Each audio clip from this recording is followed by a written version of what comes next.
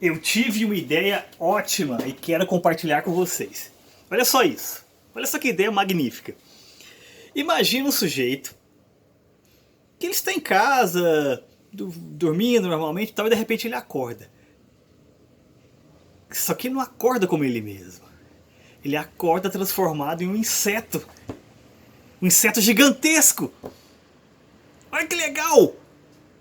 Uma coisa surreal, uma coisa onírica, muito louca. Assim, eu estou pensando em dar um nome para essa novela, esse romance, esse conto. Estou pensando aqui. Eu acho que A Transformação. Ficaria legal, né? A Transformação. O homem que vira um inseto.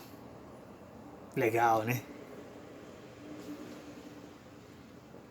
Pera.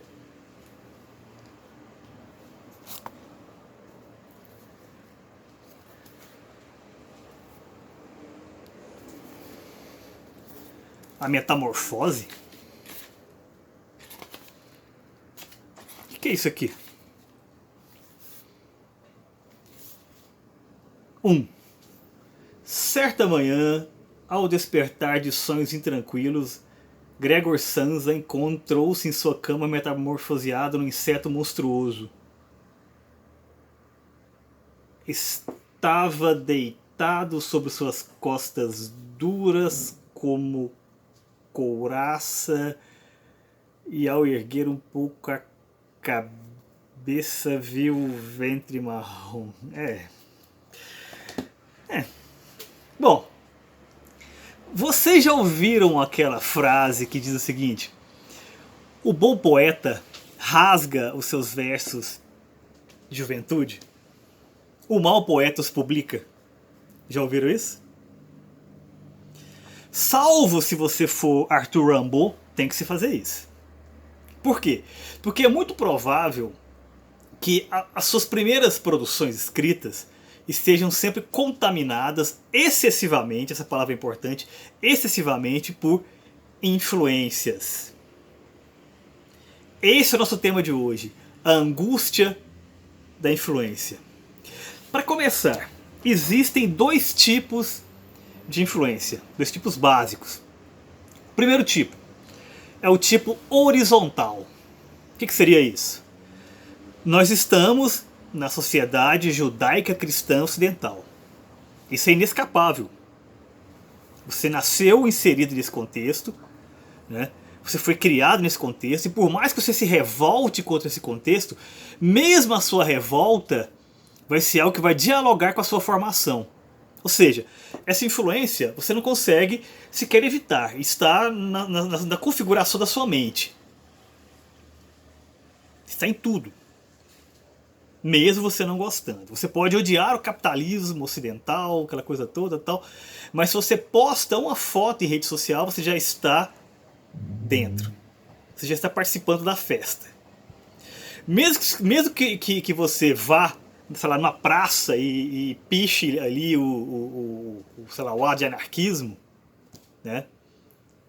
Você está pensando em ferramentas criadas no Ocidente para combater o Ocidente. Ou seja, está tudo ali. É inescapável.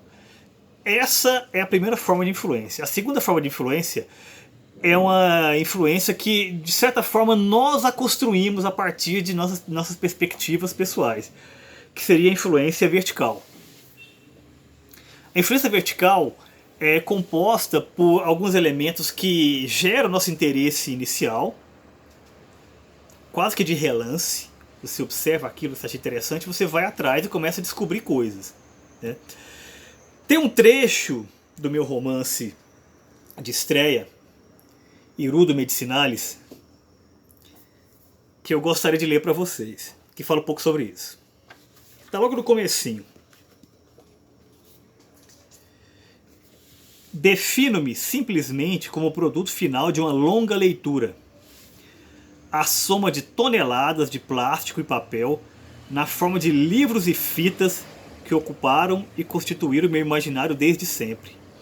E a criatura, pela ordem natural, um dia almeja tornar-se o Criador. De certa forma, é também um pouco o nosso tema, né? Essa discussão sobre escrita criativa. Agora, o que eu estou comentando, no caso, o personagem narrador do meu romance Rudo Medicinalis? O que ele quer dizer com isso?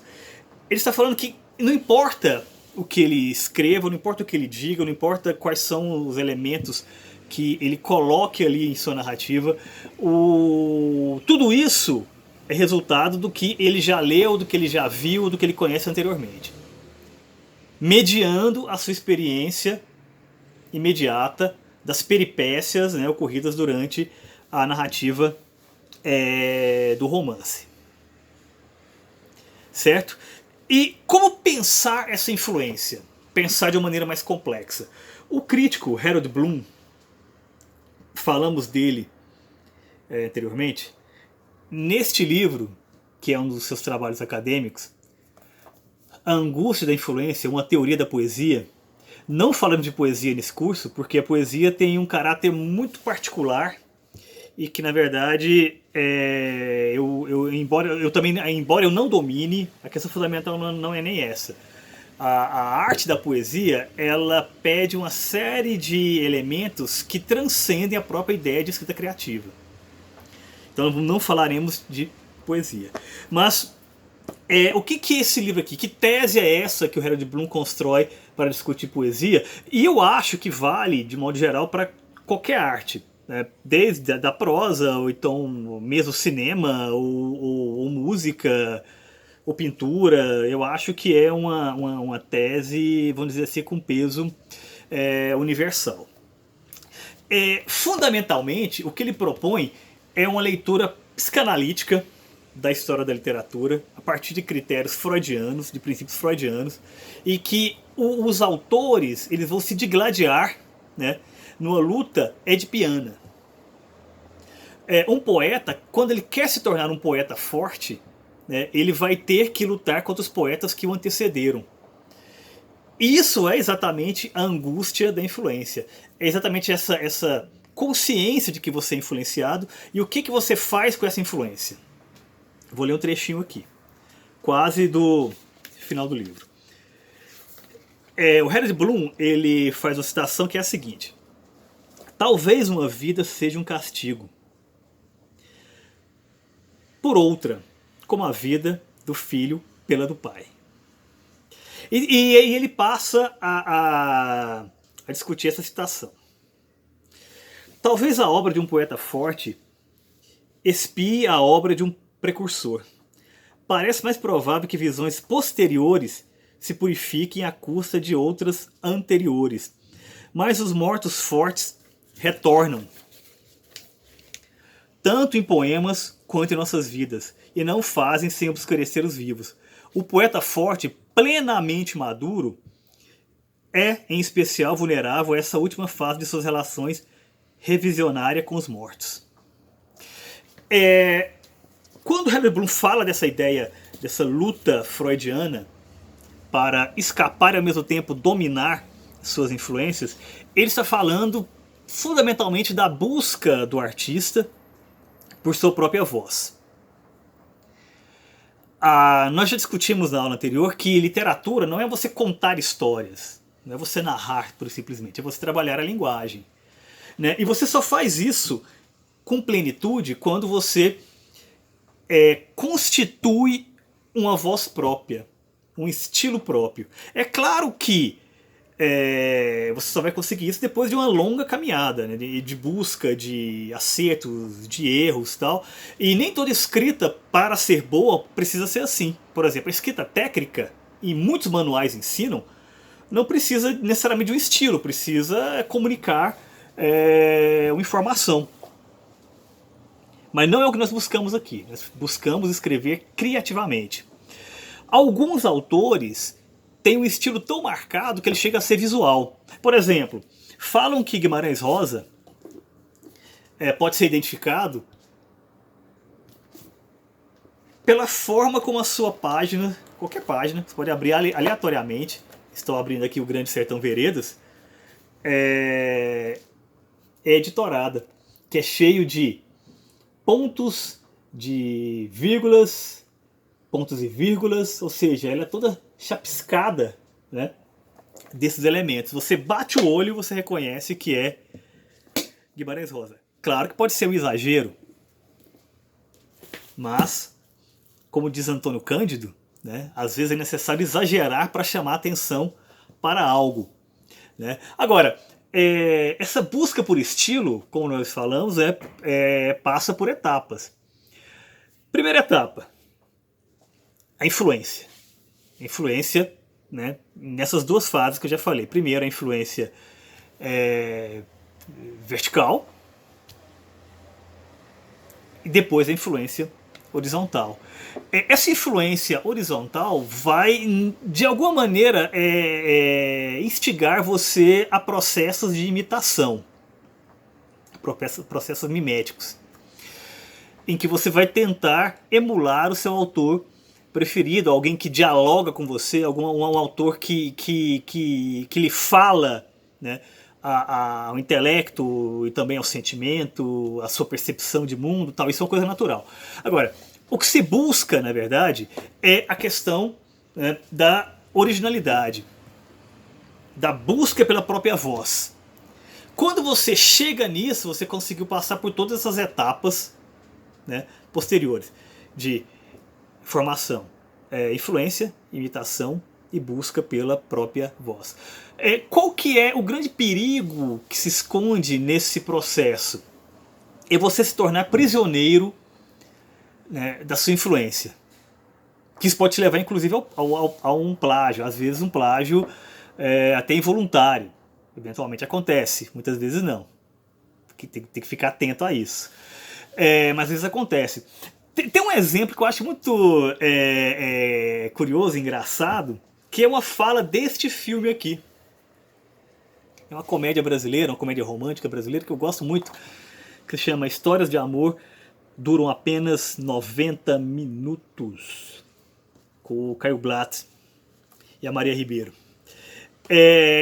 Bom, o personagem do Caio Blatt, ele é um aspirante a escritor. Então ele passou a vida toda praticamente escrevendo tentativas de um romance, né? Então ele nunca consegue passar da página 50, mas ele está sempre falando sobre isso. É o grande tema dele, fala desse romance. E ele começa a contar em uma festa que ele vai ali para algumas pessoas o que é esse romance, qual é o enredo principal, aquela coisa toda, tal, empolgado, querendo que as pessoas se interessem e tal. E é um romance policial, né? Um romance policial que tem ali alguns elementos de discussão estética, que o grande tema é a própria compreensão da arte e tal, né? Uma coisa sofisticada.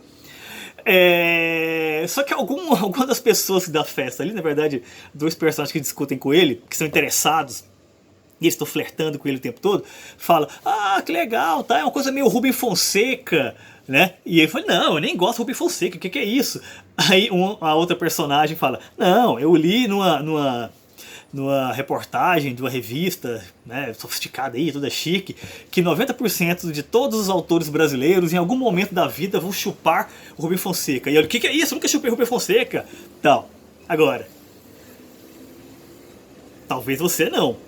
Ou agora, é fato que o Rubem Fonseca foi um dos autores mais chupados, copiados, das últimas décadas. Estou aqui com o volume de contos reunidos.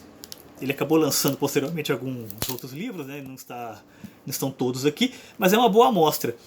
E essa amostra do Rubem Fonseca mostra que boa parte dos nossos autores contemporâneos são, de certa forma, devedores dele, sim. Isso é uma coisa muito evidente. Eu diria que muitos são até prisioneiros. É claro que isso não é um atributo apenas brasileiro, né? É muito comum grandes autores da literatura universal serem copiados. E muitas vezes copiados na famosa cara dura.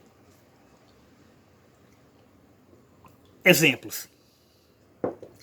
Talvez um dos mais copiados, sobretudo em função do seu peso simbólico, porque quando você vira um ícone, é um dos caminhos mais fáceis para que você seja alguém que vai ser de alguma forma copiado.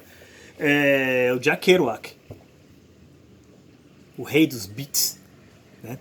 Então, quer dizer, todas as vezes que você vê um dos seus amigos produzindo, ou então você mesmo, não sei, produzindo um conto, um romance, uma novela ali, e que o personagem ele é meio bêbado, né?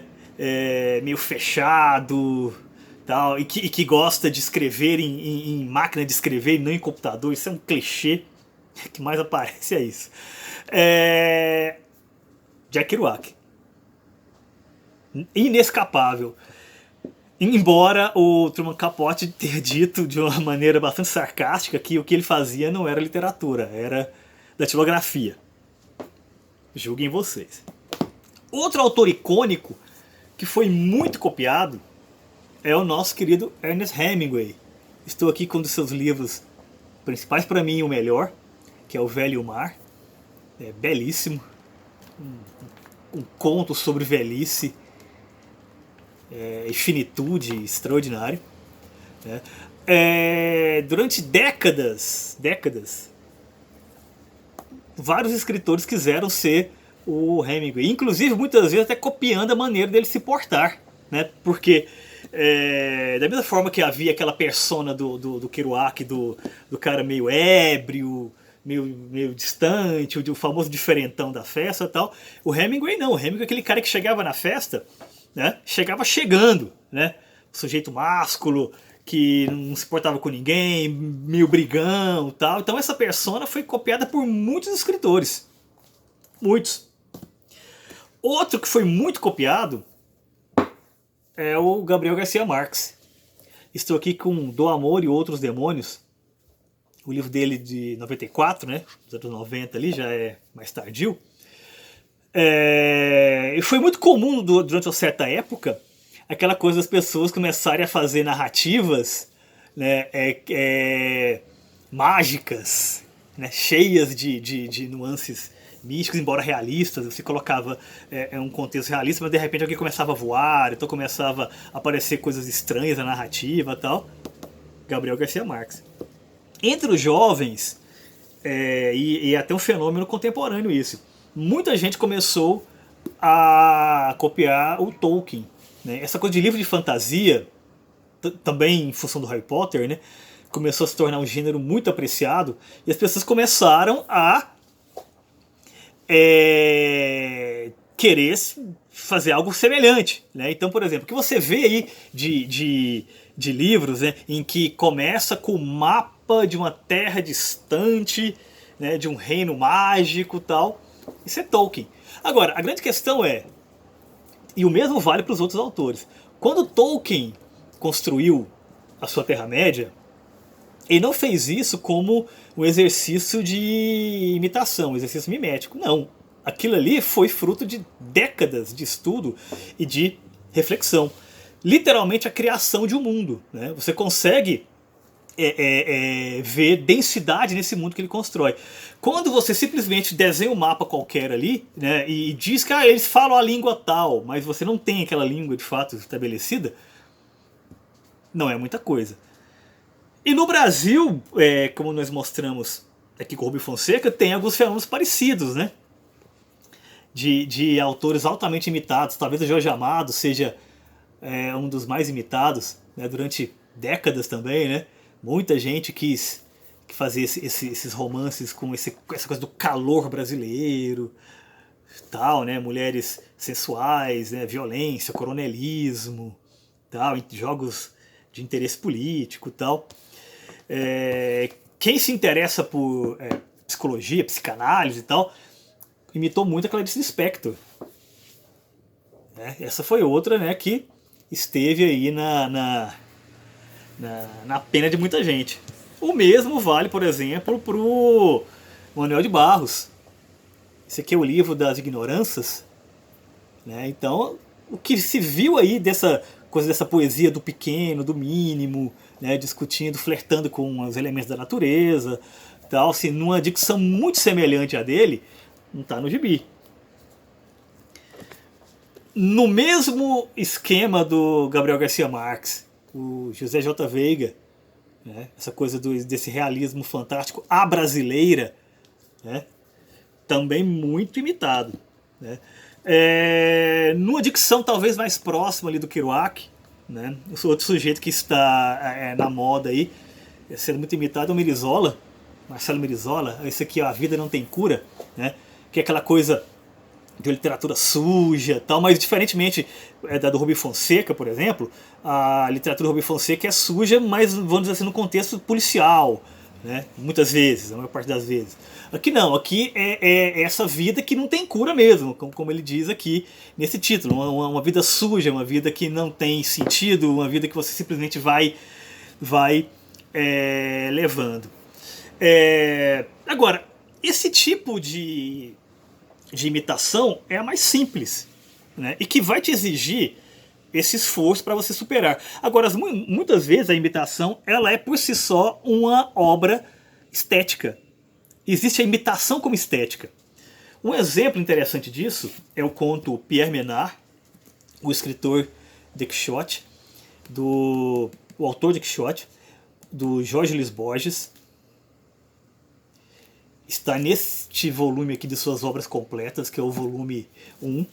E basicamente é o seguinte: o Jorge Luis Borges conta a história desse tal de Pierre Menard, que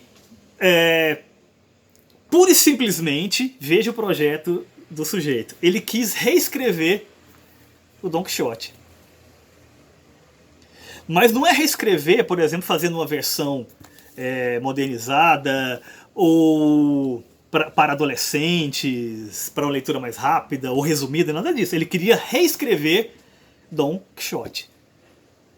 Só isso. E para chegar nesse resultado, o que ele fez?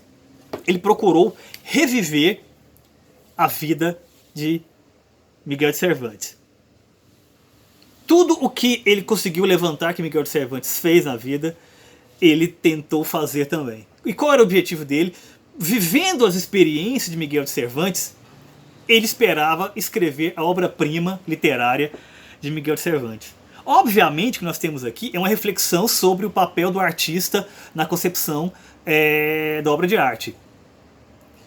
E por que isso? Porque a nossa visão de arte ela é fundamentalmente uma visão romântica. Quando eu falo romântica, é no sentido do período romântico. Uma pergunta para vocês aqui. Vocês sabem qual a diferença? Há muitas em termos de produção, mas uma diferença histórica entre a morte de Mozart e a morte de Beethoven aconteceu com algumas décadas de diferença, não muitos anos. Basicamente foi o seguinte: quando Mozart faleceu, ele foi enterrado numa vala comum. A família não tinha recursos para enterrá-lo com todas as honras que ele merecia, como grande artista que era. Beethoven, quando faleceu, morreu e foi enterrado como herói nacional, recebendo todas as honras. O que aconteceu nesse período entre o Rococó e o período romântico? Surgiu a ideia de que o artista ele é uma criatura única. Ele é uma figura que deve ser louvada como o criador de obras que apenas ele poderia ter composto, que apenas ele poderia ter criado. Ou seja, nós temos uma percepção quase mágica da arte, que não existia antes. Mozart, por exemplo, ele não era muito diferente, digamos, de um mordomo, né, importante ali da casa de um grande nobre. Ele era um servidor da nobreza, um servidor do alto clero. Basicamente era isso. Com o passar do tempo, né, de alguns anos, a nova geração de músicos, de compositores, passaram a ser vistos como grandes criadores únicos, né? E isso fez toda a diferença. Agora, para podermos fechar aqui, eu quero falar um pouco sobre a minha experiência pessoal com relação a isso, sobre essa questão da influência, dessa angústia da influência. De modo geral, eu tenho 3 grandes influências. O Jorge Luis Borges,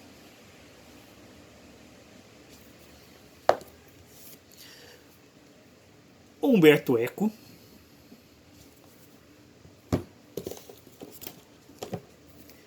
e Shakespeare. Eu vou mostrar para vocês uma relíquia. Isso daqui, uma série de cadernos